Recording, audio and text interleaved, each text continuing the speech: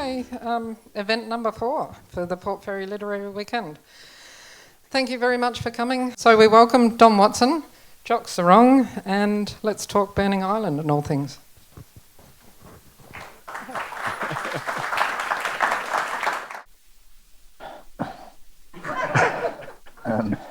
What do you do with these things? Life wasn't like this before. Okay. Well, look, when Text asked me to launch Jock's book, my initial instinct was to respectfully decline, because after all, I'm trying to write a bloody book of my own, and I was in the middle of Eleanor Ferrante, and that's pretty hard to give up, and and the famous 5 after dinner every night, and I thought they must know something about me that makes them think that a Gippslander would come to Port Fairy to talk about a book. And I thought maybe it was because I have seen a sea elephant, which Jock describes vividly in this book. The sea elephant I saw was was off the Mull of Kintyre. I walked over a hill. I was running away from somebody, actually. We won't go into any of the details. But I was trying to get away, and I went over the hill, and there was this incredible creature sitting on a rock. And I honestly thought, I am seeing things. And I turned around 3 times. This is not happening. No creature like this on Earth exists. This has landed from space. There is something really peculiar going on. And anyway, later the owner of the house, when I returned, having failed to escape, said it was a sea elephant. And I thought maybe it's because I know something about sea elephants. That's why they've asked me. And then I thought, oh, perhaps they've intuited that I do have connections with this part of the world. Then this would advise me to come. In this, they were right. My father's family came from another volcanic district, but connected to this one at Mount Gambier, and I'd heard that the place that they came from had become a bed and breakfast, so I thought maybe if I come down here to Port Fairy, we can stay there at Mount Salt. Anyway, looking up Mount Salt, I found a story about Mount Salt that I had heard that hadn't come down. My father's family were Scots. They were Presbyterians, and they liked sheep. They were a bit uppity. Even when they were down, they were uppity. They were classic Scots factotums, feudal people who looked up to the master and down very severely on everyone beneath them, and had a great martelly complex. Sorry about that. I like the Scots, but there you go. Anyway, they lived there. They managed Mount Salt Station, which was part of Mount Shank for the Big Clark and Robert Gardner and these guys. In fact, they named all the Watsons were called Robert Gardner after the big man. Even my brother, my Uncle Bob. They're all Uncle Bobs. Anyway. He was Robert Helpman's grandfather. We're obviously not connected because I can't dance a step. Anyway, so I came here. This story I found. Jock might want to take notes in this. There was in 1893, a man about 20 miles north of Mount Gambier at Tantanoola saw a Bengal tiger leap over a fence with a ewe in its mouth. And that became known as the Tantanoola tiger. You've heard of the Tantanoola tiger? Yes. Isn't there a sign at the Tantanoola caves about the Tantanoola tiger? Bound to be. I haven't seen it. I'd only heard about it about a week ago when I found an article in the Border Watch. Anyway, this tiger terrorised the district, or at least the sheep of the district, for 2 years. And people, according to this article, and you can believe the Border Watch, they have no interest in trying to sell newspapers. But the tiger was not only taking sheep, but it was terrorized. Children were going to and from school with, parents carrying shotguns, and to church, no doubt. And anyway, in 1895, one wintry evening, no doubt, a man called Tom Donovan rode up to the Mount Salt homestead and said to my great-grandfather, I've come to shoot the tiger. And surprisingly, in a crucial moment in history, my grandfather, instead of saying, "Get off my property, you Irish hoon," he said, "All right, go down to the back paddock there, or the eastern quadrant where they were still permitting scrub to grow," and said, "You might get him down there." And 2 evenings later, Tom Donovan shot the Tantanoola tiger through the heart from 100 yards. The report said that the tiger, though shot through the heart, ran a quarter of a mile before it fell dead. One report said that my great-grandfather ran after it, but I don't believe that. He wouldn't do anything quite as undistinguished. But the tiger died, and Donovan had quickly rushed it to Mount Gambier and had it stuffed. And as it happened, it was a dog.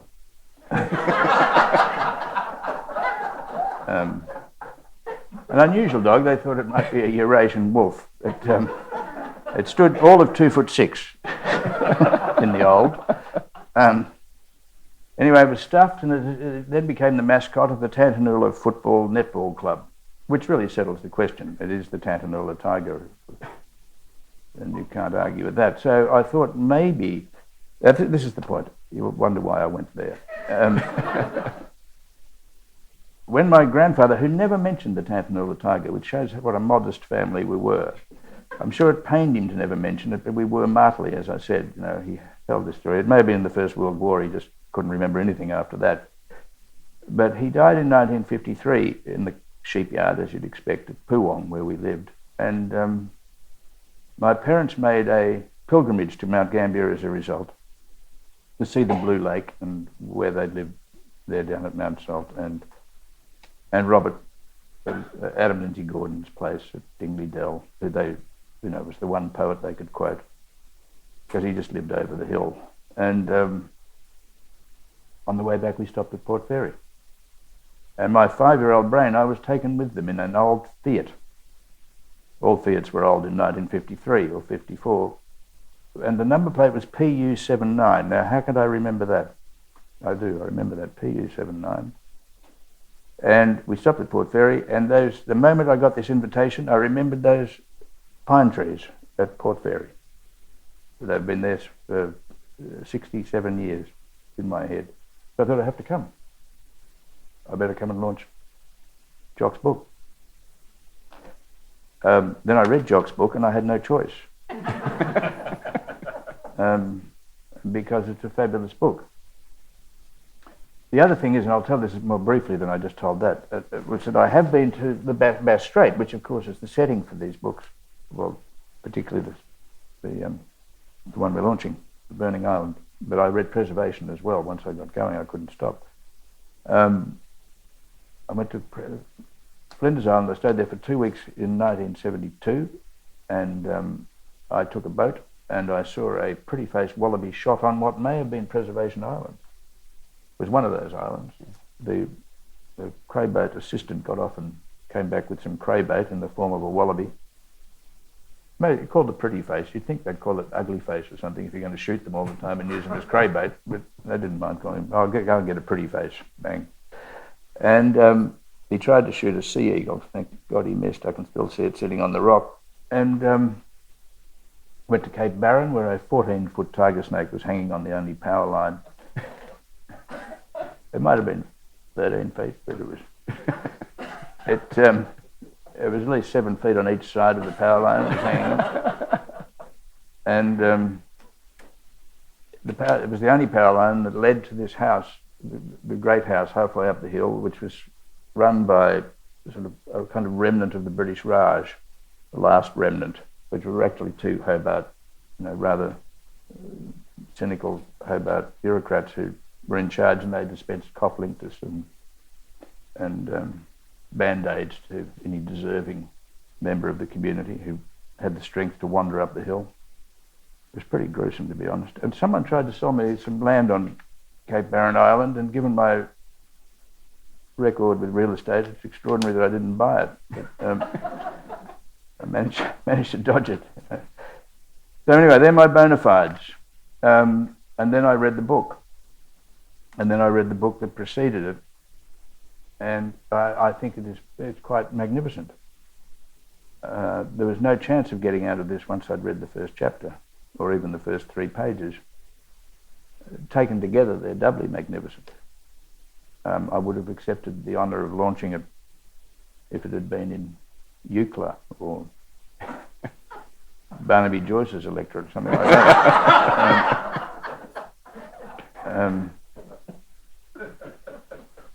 And I realised after reading The Burning Island, and you don't realise anything while you're reading The Burning Island, you're only reading, there's nothing to realise.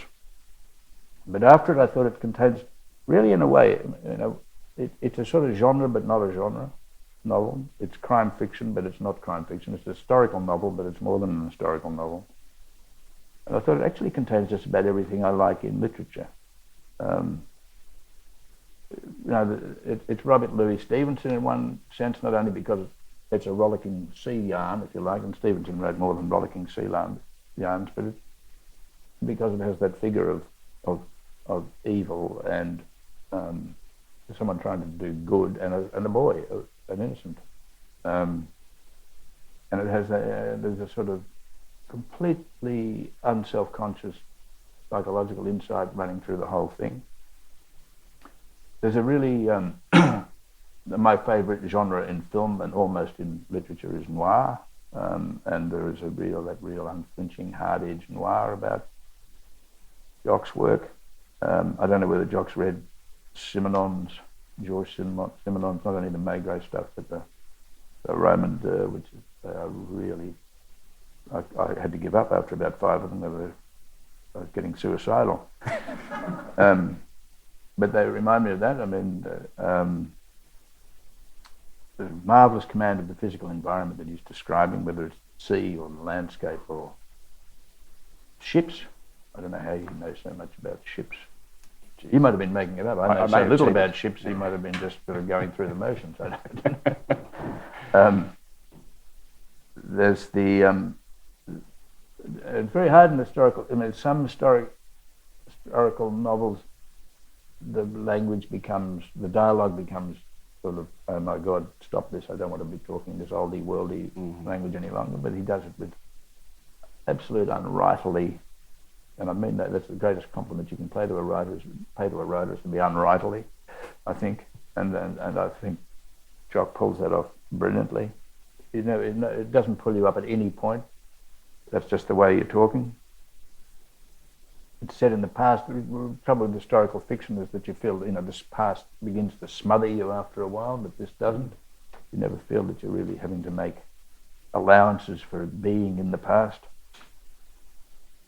There's also, I think this is a real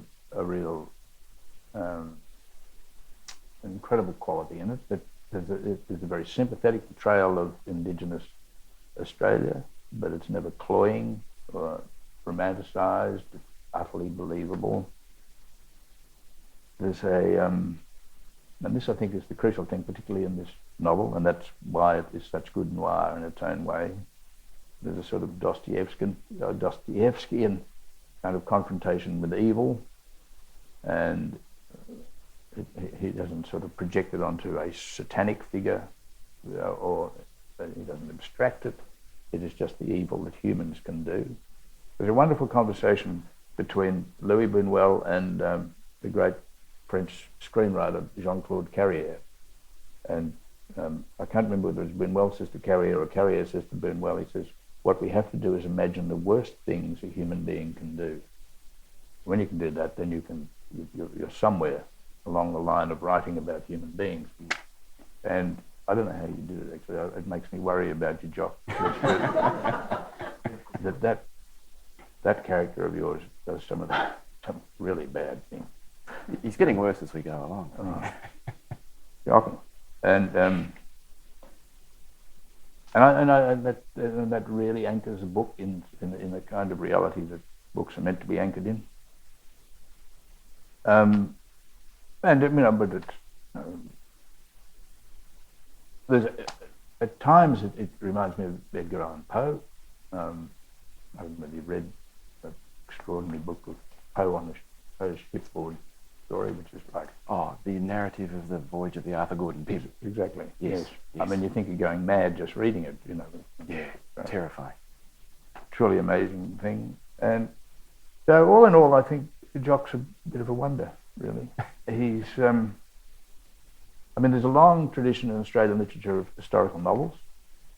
Henry Handel Richardson, Eleanor Dark, which really actually set our understanding of this country. Richardson certainly did, The Fortunes of Richard Marnie. Eleanor Dark's A Timeless Land was really the book describing the first settlement in Australia.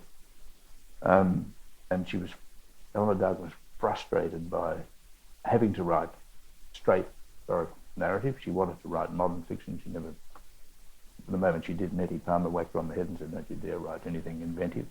Right there.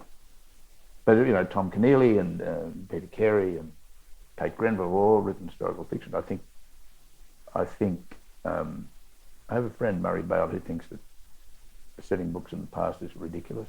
To which you can only say, "Well, Murray, you mean you write yours in the future?" What are you? We argue about virtually everything.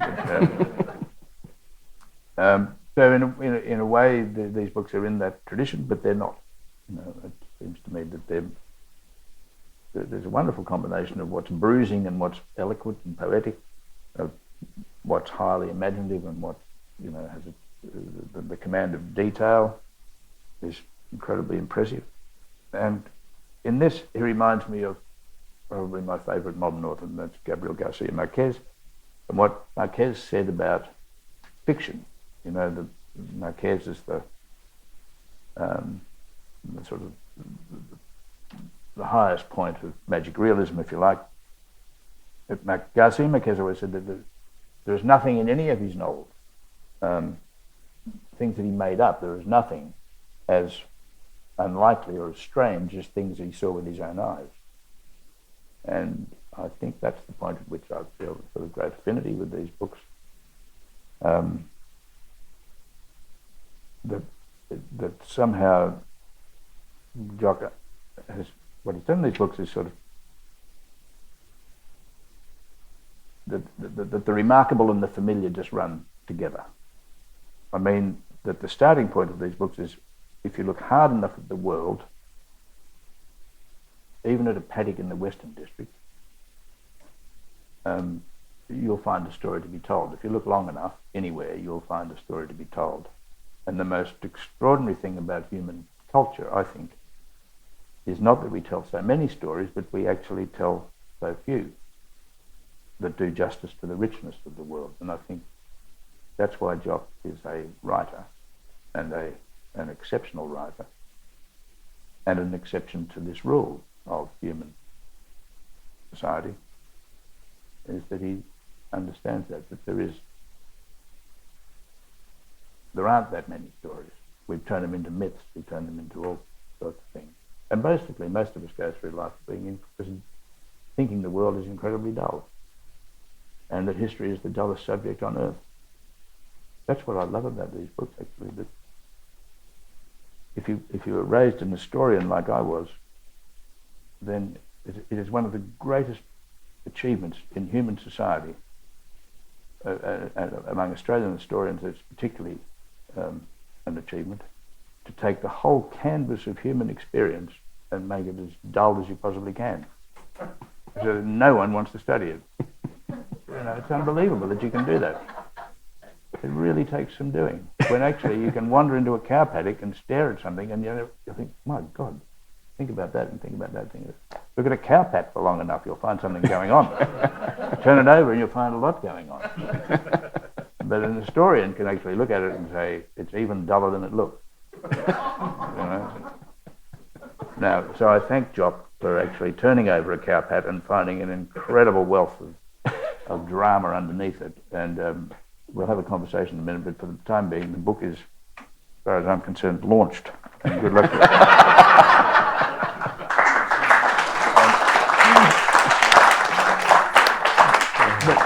there is just one thing I would like to read as an example of his brilliance. So this is the death of Angus Connolly. It's an interesting juxtaposition that you call a Connolly Angus. I like the way you mix that up there. Below us, through the bottle green water, the chain trailed away and pointed like an accusing finger at a human face. On the seabed, his lower legs obscured by a thick carpet of grasses, Angus Connolly was entrapped, tangled in the ankle line, eyes upturned towards the moonbird. His mouth was open, his face frozen between terror and mere disappointment. It sounds like a perfect description of death to me, as far as I can understand death. I gasped but couldn't speak. I could not look away, could not wrench myself from the eyes of the man on the sea floor.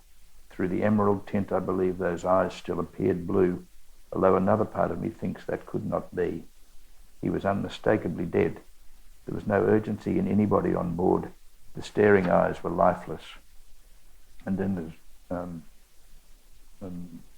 stuff goes on, and then there's this wonderful paragraph. When Declan Connolly, that's his brother, began to wind the device, pouring his fury and pain into the work, the chain pulled taut around his brother's ankles so as to invert him and bring him feet first towards the boat.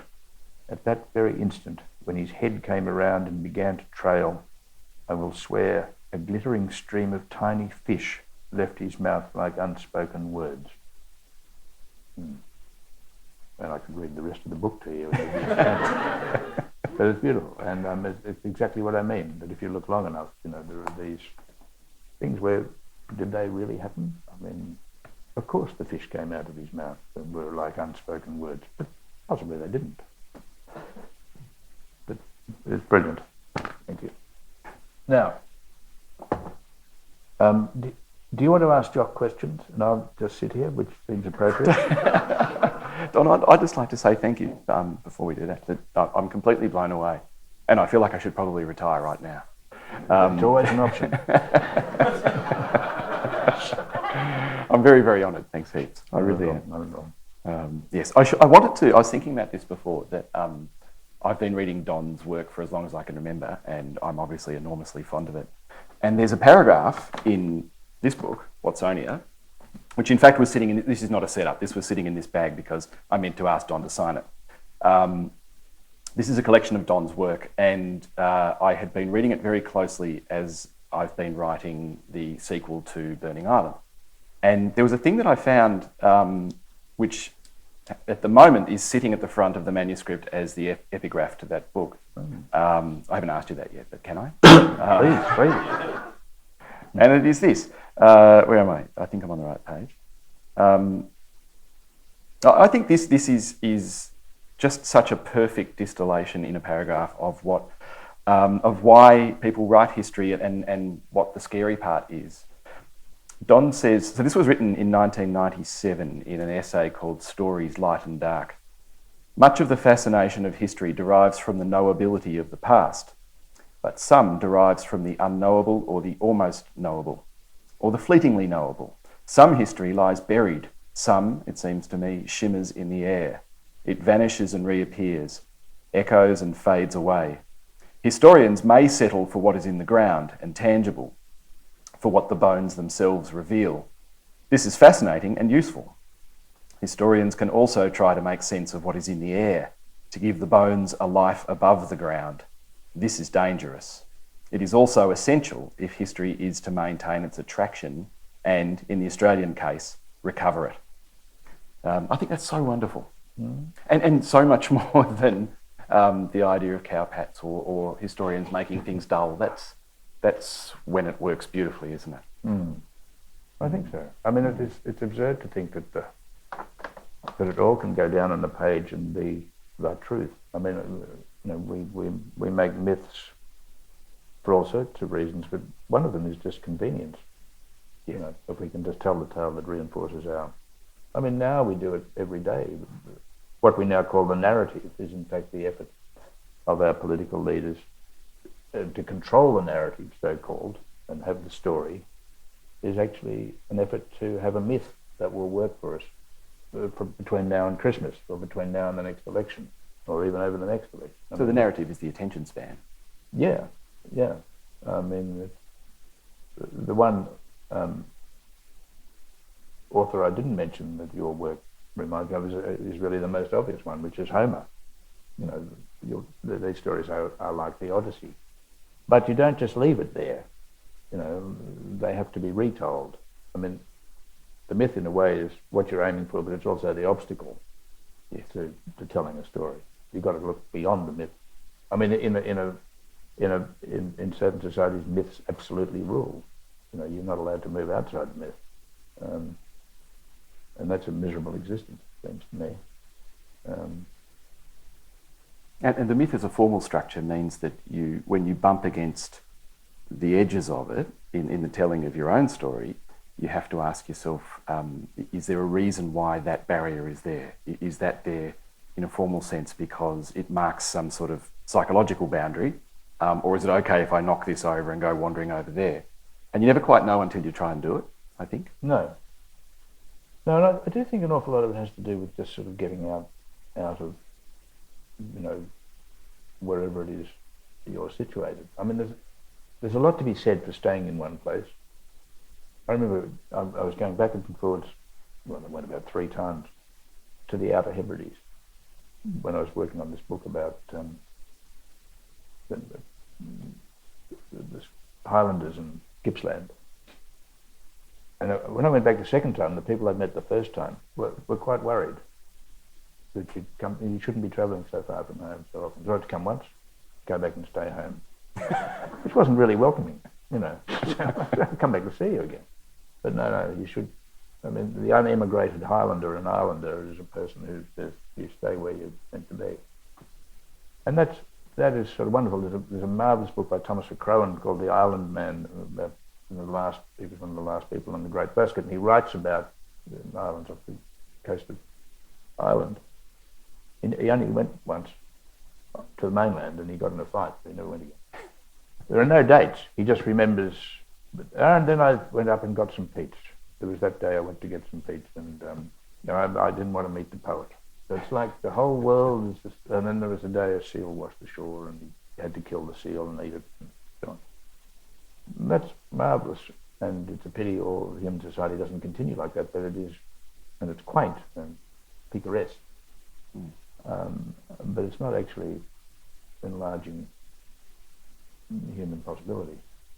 So I'm actually for. Well, I like people. If other people will stay where they are, that's fine. But I want to be able to move around and look at them. But there was no sense of this in American Visions. They were very interested in you, as I remember. Well, Americans are. Well, Americans are sort of. They're curious because they never ask you really where you're. Americans tend to think, well, where have you been? I mean, so you're here now, you're one of us, as far as we can tell, as long as you don't have any bad attitudes, depending on where you are in America.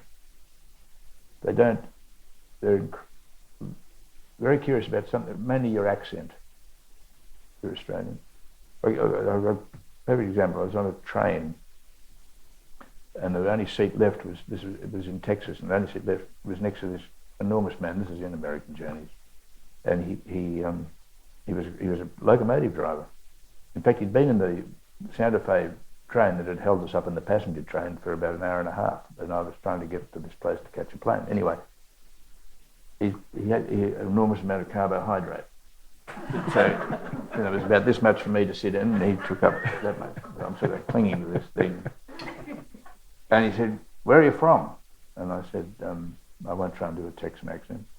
And I said, "I'm from Melbourne in Australia." And he said, I thought you might be from Dripping Springs. I said, no.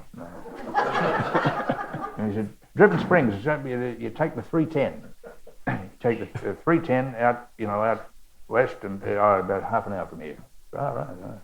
Yeah, I thought you might. And then he called his friend up the back. He said, Dripping Springs, it's a 310, isn't it? And I said, yeah, the 310. Yeah, it's a 310. They got everything out there, he said. They got everything out there. So the interest in me being from Melbourne is I thought you might be from Dripping Springs. So, but I like looking at people like that. That's great to go and talk to these characters. But and it won't happen if they don't stay where they are. You know what I mean? You don't want everybody to be moving. Yeah.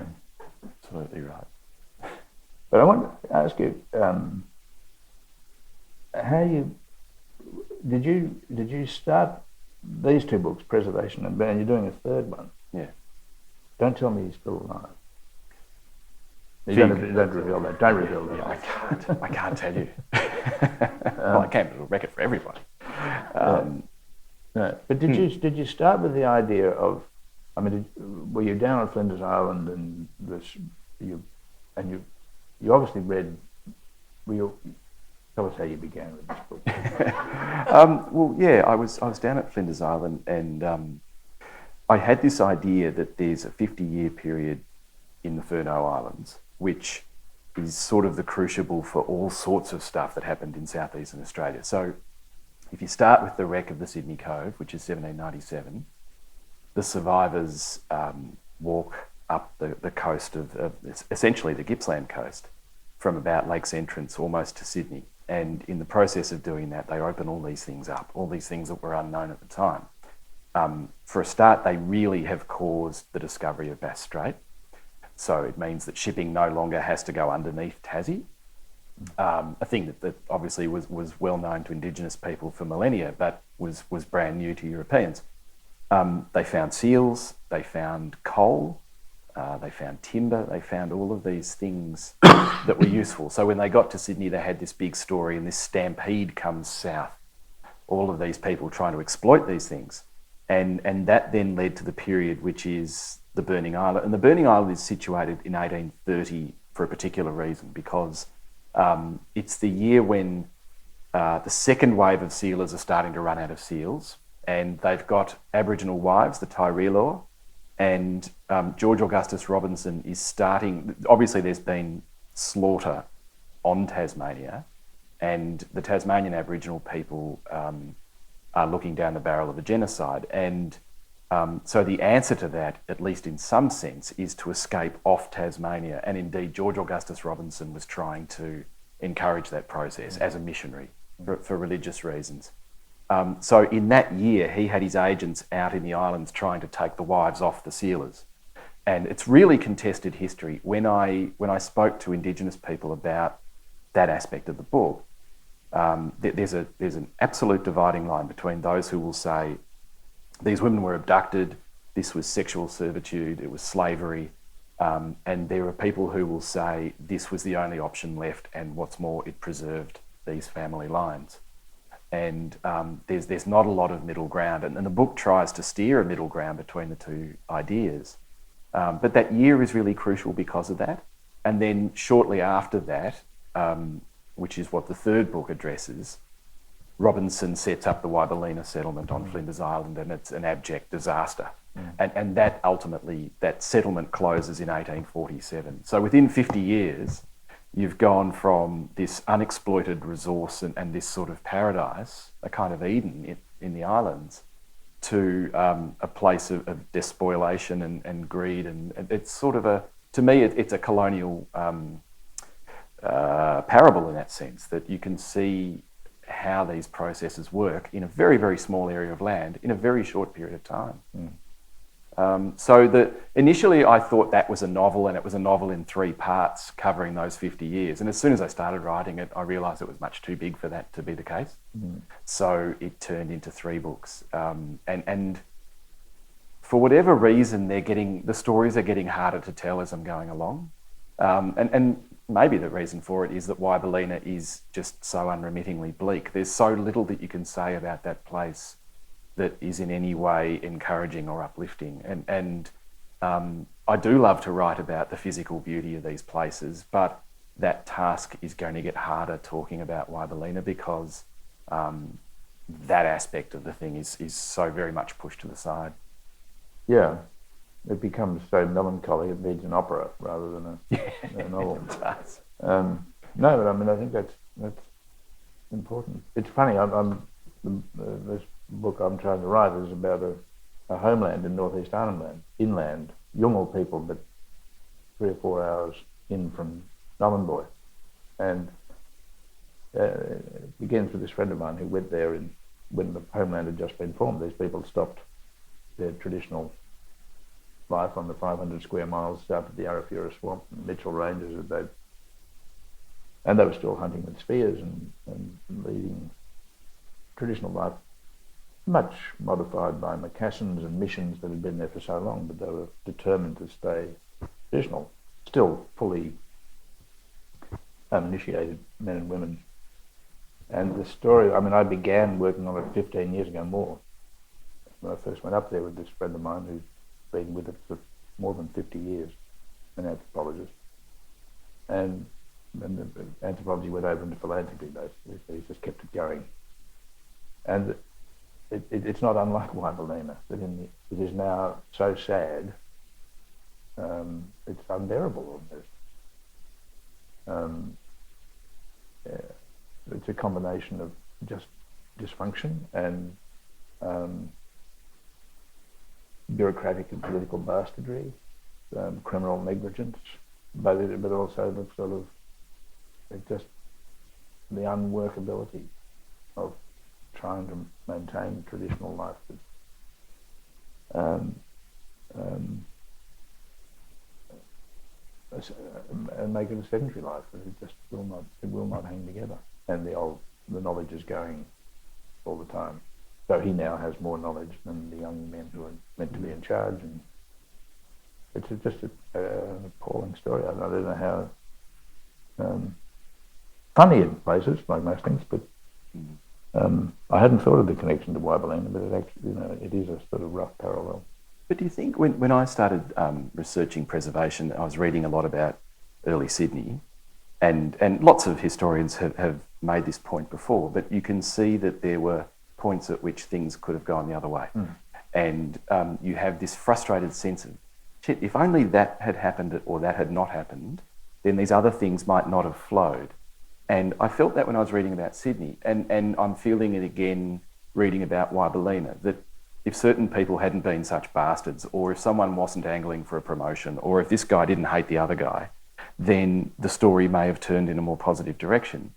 And you get those little, the little micro frustrations. But really, when you look at any of these situations,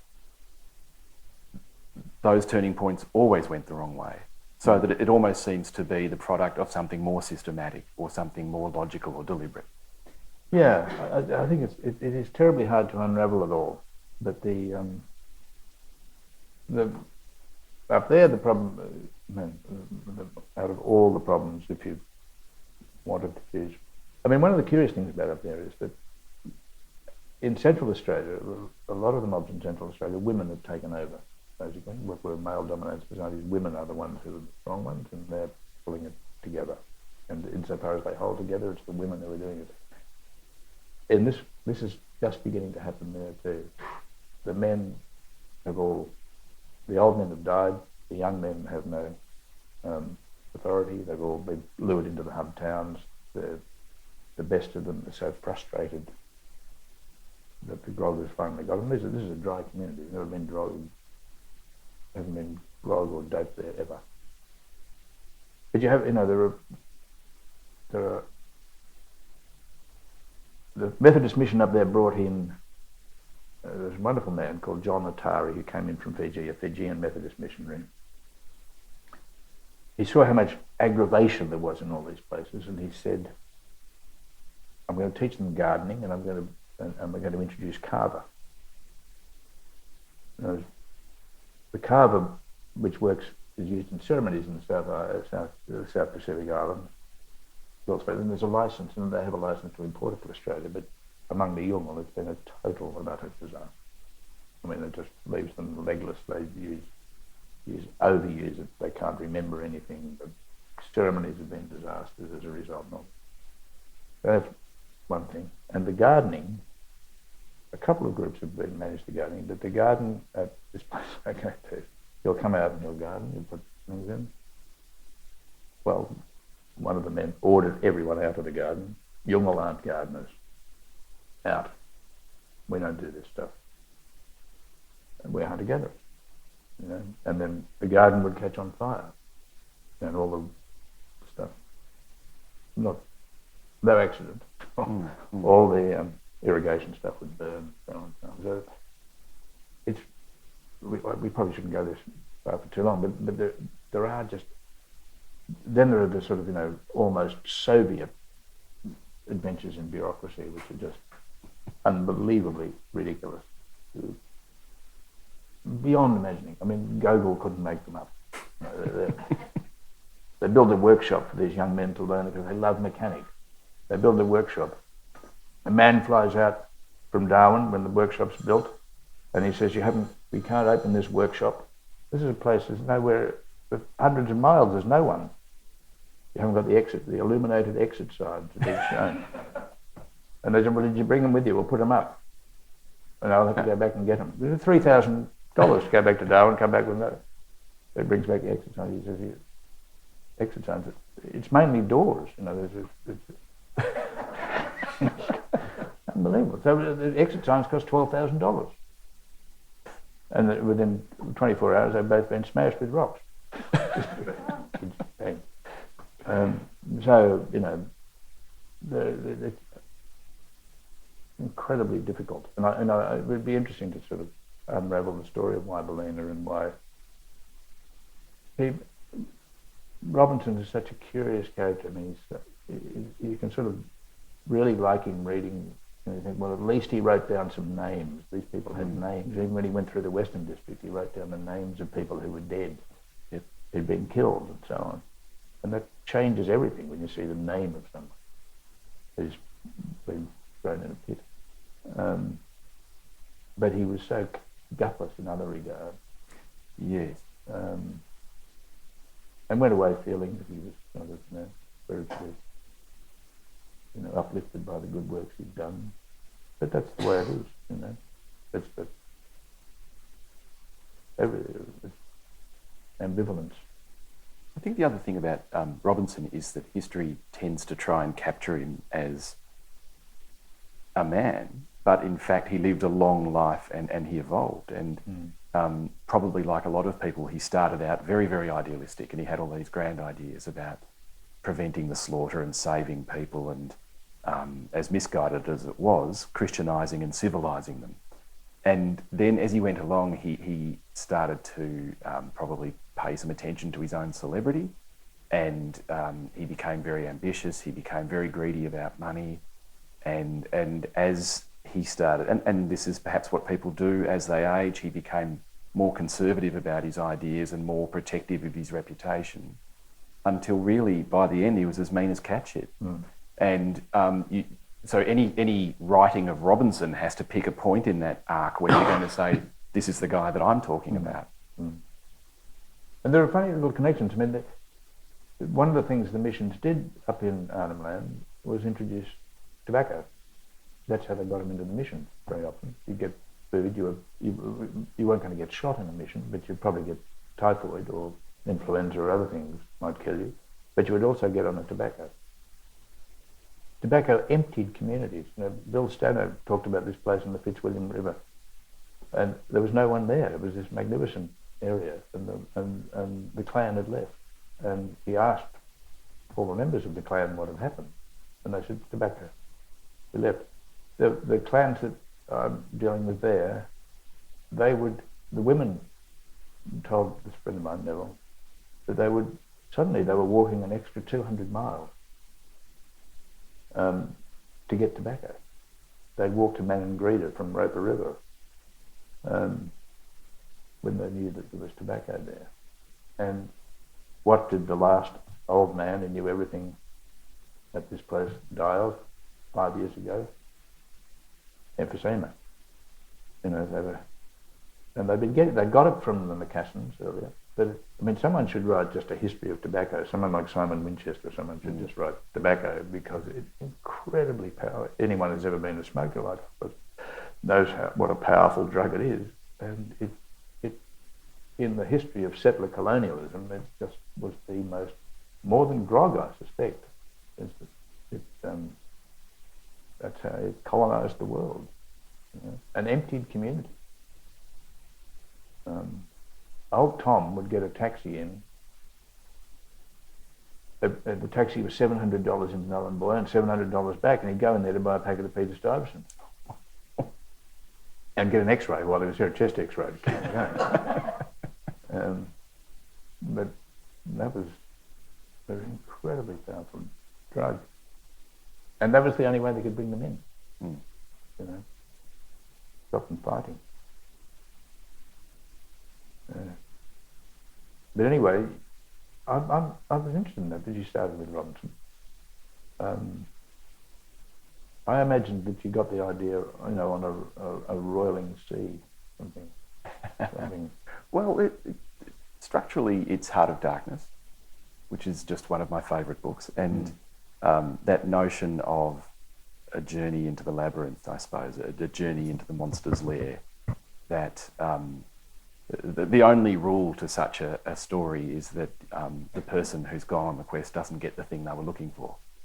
And I thought Heart of Darkness and the idea of going up the Congo or up that river in Vietnam in Apocalypse Now, that you could apply the same idea to Bass Strait, particularly back then when it really was considered a faraway place. Yeah. And a dangerous place. Yeah, very much so. That's interesting. There was the Sydney media was in its infancy at the time, and they loved a good yarn, and they had fixed upon the idea that this little very, very minor shipwreck called the Britomart had been deliberately wrecked and everybody had been murdered, and that idea had come to obsess Sydney for a few years. So the idea of going on this journey to find out what happened to this mythical shipwreck struck me as a story waiting to be told, really. And the Lascars and that whole India connection? The Lascars are very, very underwritten about. They're really the engine room of particularly the East India Company. For hundreds of years, these people were used and abused as labour on sailing vessels. And there's really not much said about them. And they're fascinating.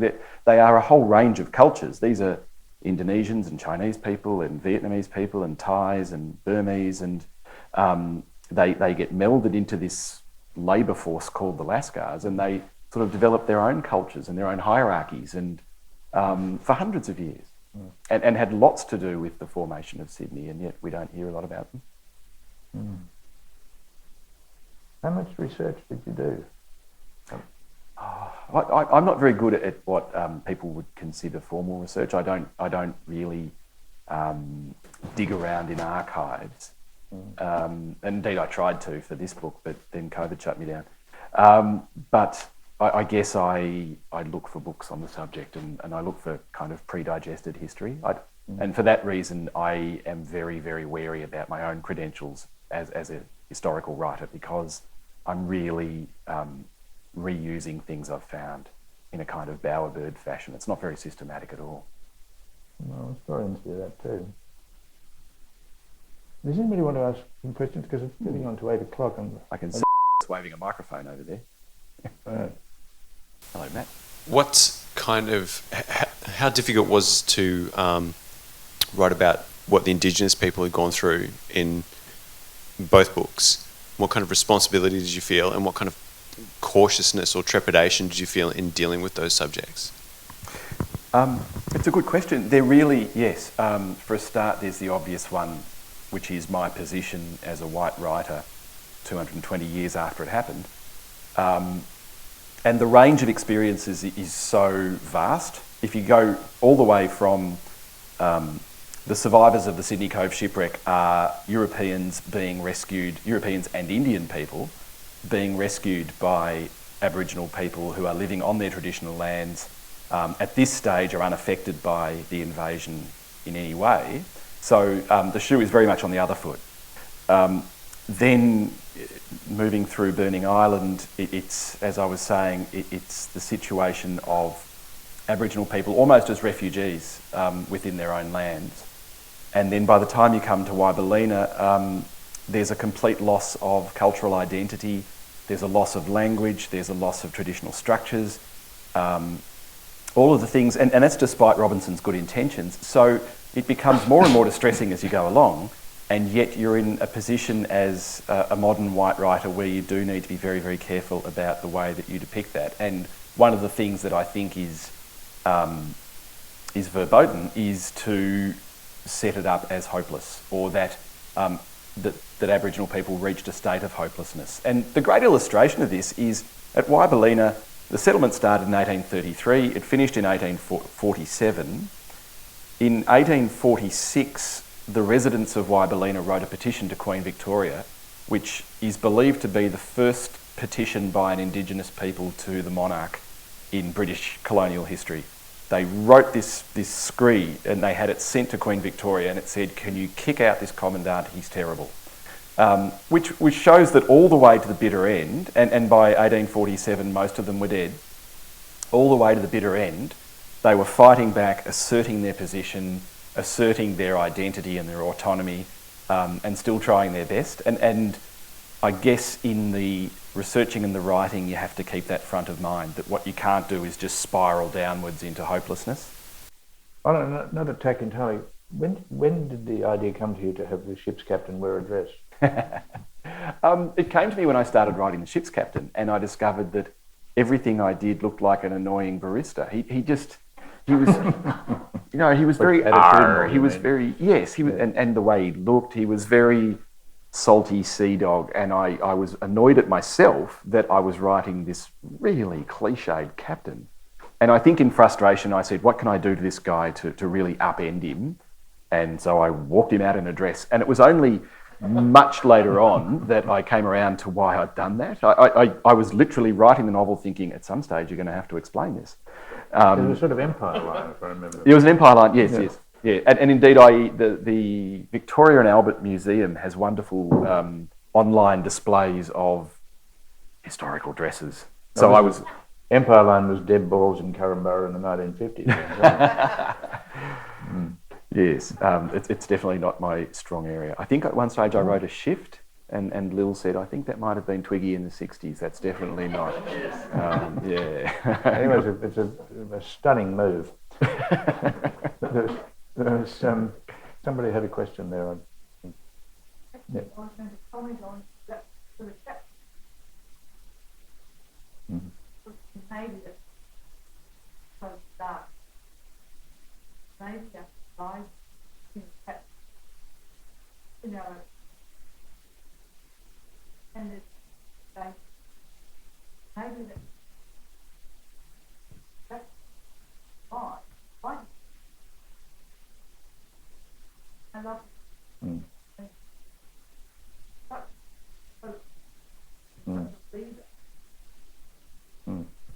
Thanks, Jenny. It's funny, one of the things I encountered among the other characters, because if you have a small boat, you've essentially got a theatre stage and you've got actors on it, and you have to be constantly aware of all of them trapped in this little area and their interactions, and if you're writing a scene here, then what are the others doing, and can they hear, and all those things.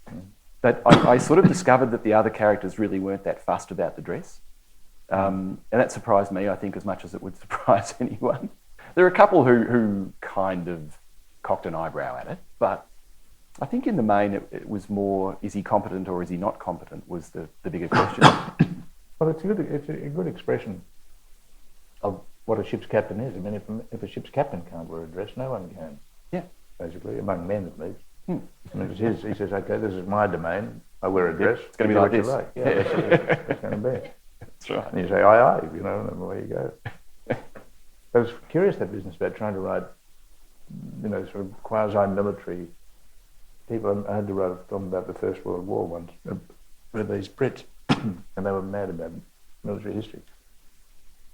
And you just get locked in this kind of, yes sir, no sir, yeah. That sort of just becomes impossible. There's no life can exist within those sorts of forms. They didn't like what I wrote because they wanted, yes sir, no sir, right away sir. It's true, but I think the other thing you were saying before about clunky, old-fashioned dialogue, and I think the best protection against that is to write dialogue as short as you can possibly write it. That the more you strip out of it, the less flowery and silly it sounds. Well, that's a good crime fiction. It's very much a temple thing. Yeah. Keep it to a minimum. It's also, I mean, I think that's where you can learn a lot from reading people like Elmore Leonard or Jim Thompson, these people, which is rather like music, you know, it's the gaps between the notes as much as what goes in. Yes. It gives it its rhythm, its cadence. Yeah, that's right.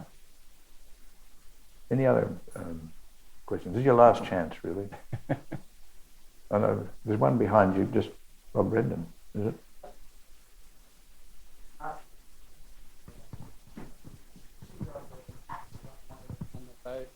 And they're very lyrical, and especially looking down. I can't remember whether it's the captain, one of the other characters looking down on the water. And that description that you had before, Don, of the death, that was amazing too. And so those lyrical descriptions of the night sky on the boat, you know, do you want to talk about writing them? Oh, thanks, Brendan. A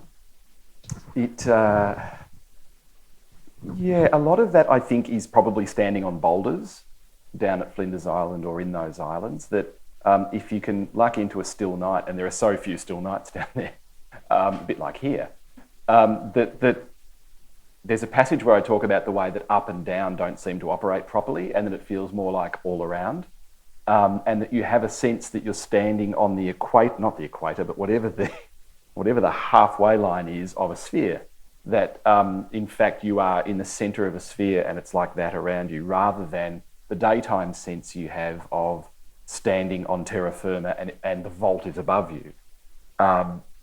Because the stars are reflecting in the water, and you've also got the simultaneous ability to see through the water. So it can be really, on a perfectly still night, it can be really disorienting. And it reminds me, I think where I started the thinking of that particular scene you're mentioning is having gone to Piccaninny Pond with the kids, and that there was a moment, it was a very bright sunny day and the surface was still, and I swam down as far as I could. And of course, it's whatever it is, 400 feet deep, you can go as far as you want. But I swam down a long way and looked back up, and my children were floating in the sky because the surface had disappeared. And it's the same idea, I think, of once you take out that meridian, everything becomes slightly weird. And there was one last question here. First of all, I'd like to thank Don for describing Jock's writing in the context to other great writers. That did open lots of things that I'd forgotten about when I read them. The second thing I was going to ask Don was, what was the experience in reading The Burning Island without the shadow of preservation?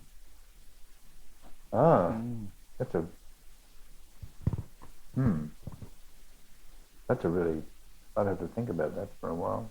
I mean, well, can I let you think about it and ask Jock the same question from a different angle? Is that having read Preservation and loved it as I love all of your other books, then going to Burning Island was a tough gig to follow up. I think you did it, but it took me a while to get over Preservation. So when you write them, do you have the whole playbook in your head and it just comes out, or like how do you? Because to me they're beautiful books in and of themselves, and when I read one I don't actually remember the other, but yet they're connected. Thanks, Charlie. There's two separate things going on, of course. One is that I'm trying to describe history, and the other is that I'm trying to tell the stories of these made-up characters. And so I have to try and keep the two things in my head, and I'm much more comfortable with anticipating where the history is going because I know the research than I am with knowing where the hell the characters are going. And really, that's an entirely different sensibility. Some people are great at keeping a cast of characters in their head and knowing how they want their various trajectories to work.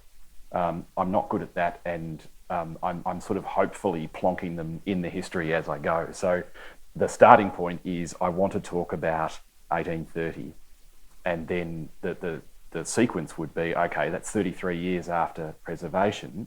How much older are these people? Who's died? Who's still going? Who's in bother? Who isn't? And restart the game with the characters. But the very much the anchor is, this is the bit of history I want to talk about. yeah, I don't think it hurt me at all to read them in that order, in a sense that preservation takes on there's a certain amount of wonder in discovering, well, this explains something about Burning Island that I hadn't realised at the time, or something. If I read them the second time, I think I'll read them in the same order. I'll do Burning Island first again, because there is a kind of puzzle involved. I mean, what's very good about these books is that you know that they deserve a second read, and you can't say that about every book you read.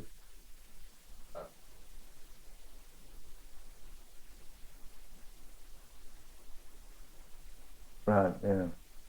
I've written the third one 13 times, if that's any help. Yeah, I should be getting close now. Yeah. Have you sold the film rights? No. There's a long queue at the door, obviously, but Is there a queue of people wanting to write the film? No, that's also because excellent. We shall talk. Good. No, they're wonderful. Is this knock-off time now? 10 past 8?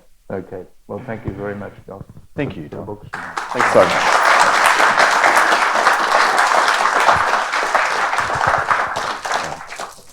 Thank you both very much. We've got a couple of little gifties for you. Oh, One for you, Jock. Don't want you to miss out. Oh, look at that. And we're jumping the game for you a bit. Don's got a book coming out next month called, what is it? It's called, wonderful title. It's called The Story of Australia. It's incredibly inventive and imaginative. Yeah, you take it back. Sorry, it's been a long day. Thank you, everyone.